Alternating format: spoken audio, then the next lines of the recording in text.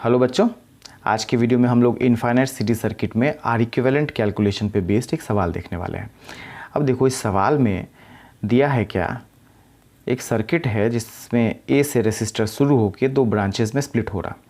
हर resistor दो branch में split हो रहा है कि नहीं।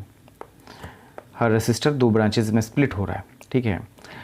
अब अगर हम लोग ए से लेके पी के रेजिस्टेंस को, इक्विवेलेंट रेजिस्टेंस को अगर एक्स मानते हैं, तो देखो जैसा पैटर्न ए से पी के बीच में है, बिल्कुल वैसा ही पैटर्न जो है बी से लेके पी के बीच में है, ठीक है। देखो बी से लेके पी में है क्या, बी से एक रेसिस्टर शुरू होकर दो में टूटा, फिर दो में टूटा, हर ब्रांच दो में स्प्लिट हो रहा है। यही पैटर्न तो ए से भी पी के बीच में था ना, और इन्फिनिटी तक एक्सटेंड कर रहा। काउंट नहीं कर पा रहे कितना रेसिस्टर है।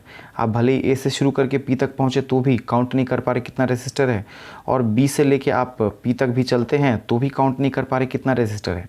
तो देखो ए से लेके पी में जितना रेजिस्टेंस है सर्किट का इक्विवेलेंट, उतना ही जो है बी से लेके पी में भी है, ठीक है। और वैसा ही बिल्कुल आइडेंटिकल सर्किट यहाँ पे भी है, बी डैश से लेके पी के बीच में भी, ठीक है, कि एक ब्रांच दो ब्रांचेज में स्प्लिट हो रहा। हर एक ब्रांच दो ब्रांचेज में क्या हो रहा है, स्प्लिट हो रहा, ठीक है। तो इस लॉजिक से अगर हम लोग ए से पी के बीच का रेजिस्टेंस एक्स लिए हैं, एक्स कंसिडर किए हैं, तो बी से लेके पी में भी रेजिस्टेंस एक्स होगा, एंड बी डैश से लेके पी में भी रेजिस्टेंस क्या होगा, एक्स होगा, ठीक है। तो इसको एक्स से और इसको एक्स से रिप्लेस करके हम लोग ये सर्किट बना दिए, ठीक है। और एक और रेसिस्टर जो है यहाँ पे आर रेसिस्टर है साथ में, ठीक है।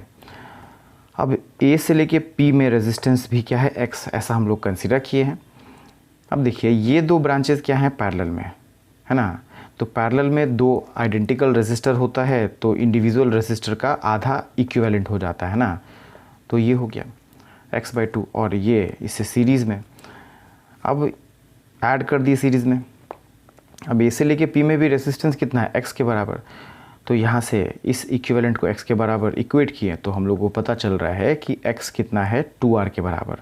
मतलब a से लेके p में जो r इक्विवेलेंट है वो 2 के बराबर, या फिर जो है b से लेके p में या b डैश से लेके p में भी रेजिस्टेंस का इक्विवेलेंट क्या है, x, विच इज़ 2r। हम लोगों को बोला गया था कहाँ से कहाँ फाइंड करने के लिए, तो a से लेके p में r इक्विवेलेंट फाइंड करने के लिए।